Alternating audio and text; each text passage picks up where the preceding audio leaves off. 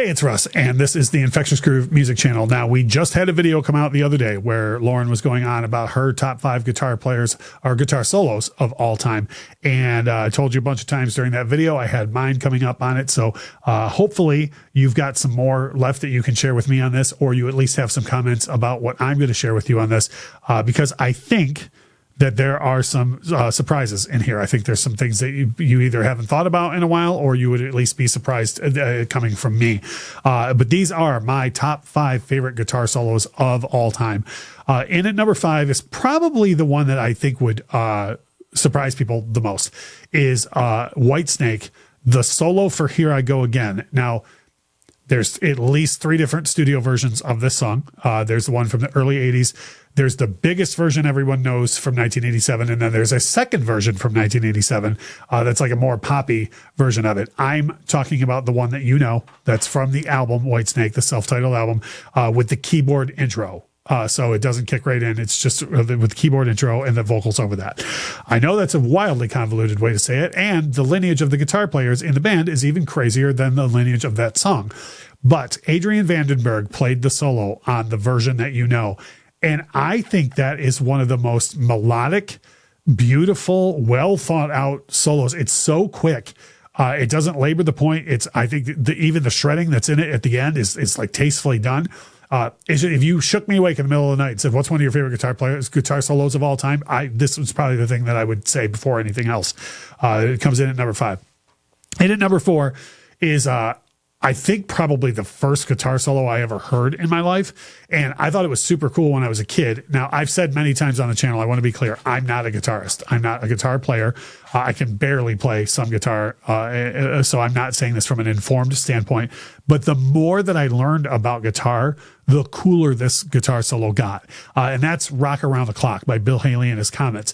And the solo on that was played by a guy named Danny Cedrone, who was 34 at the time that he cut it, and he was like a regular family man. Like, he cut the solo on that and Shake, Rattle, and Roll, and actually passed away not long after that, but like laid the blueprint down for, if you, not to sound like condescending, but if you're a younger person and you've never heard the song Rock Around the Clock, or at least focused on the solo, stop this video, go listen to the solo in that. And if you have a guitar, if you're anywhere near, versed in how to play a guitar, pick it up and see what you could do with that solo. I think you'll be stunned at the brilliance involved in that guitar solo. I got to include King Edward in some way, shape, or form. And to be honest, I had a hard time deciding which Van Halen solo it was I was going to include on this, because I have so many that are favorites, just like all of us. But I think the one that is most out there that people wouldn't expect me to pick is the solo for Humans Being. And the solo in that song is long. It's like a minute and a half or something. It just keeps going and going and going. And credit to Alex, too. Like, the whole groove that's happening under that solo is really Eddie and Alex, like, doing that driving rhythm together on it. And I don't even know how this solo came about. Like, it almost sounds to me like they just kept going because Eddie just kept playing. Like, that's why the solo is that long. So I know that we're going to have a lot of comments with other Van Halen stuff, and I love it all too. But for me, Humans Being tops the heap as far as Edwards playing. And at number 2 for me is a live cut. It's not even an official studio release, but it is the one that we talked about in Lauren's video. It was in her top 5 guitar solos of all time. Prince at the Rock and Roll Hall of Fame, for the George Harrison induction, doing the ridiculously impressive solo on While My Guitar Gently Weeps. We talked a little bit in Lauren's video about how impressed Danny Harrison was with it. But if you look on that stage, these are all professional musicians who have played with the cream of the crop, not the least of which is Tom Petty.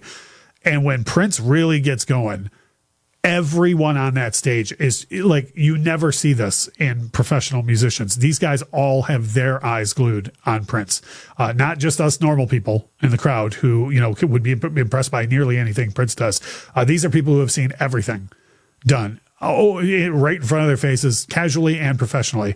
And they are all glued to what Prince is doing. And then credit to Prince. We touched on this in Lauren's video. The look on Prince's face while he's blowing all their minds is just chef's kiss. Like, it's unbelievable how well he's playing the solo while he's impressed with how well he's playing the solo while he's impressing other people. It's absolutely incredible. If you're watching this video, you probably have seen it, but if you haven't, please stop what you're doing and look up Prince While My Guitar Gently Weeps.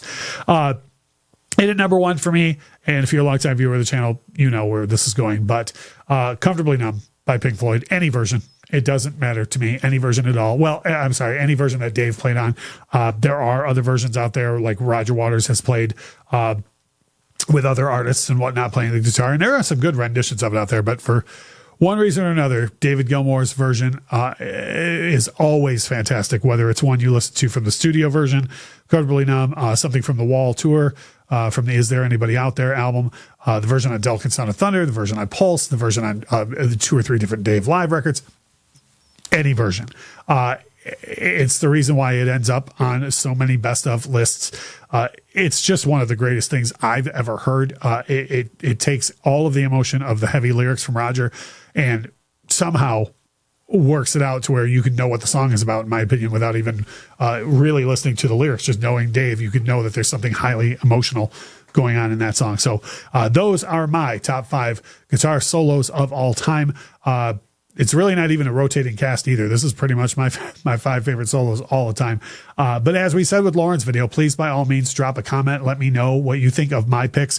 If you didn't already tell us all of your favorite guitar solos on Lauren's video, or you have more that you meant to comment on hers and left them out, by all means, please drop a comment below. If you would share the video around on social media and whatnot, that helps our channel grow as well. And as we always say, thank you so much for watching.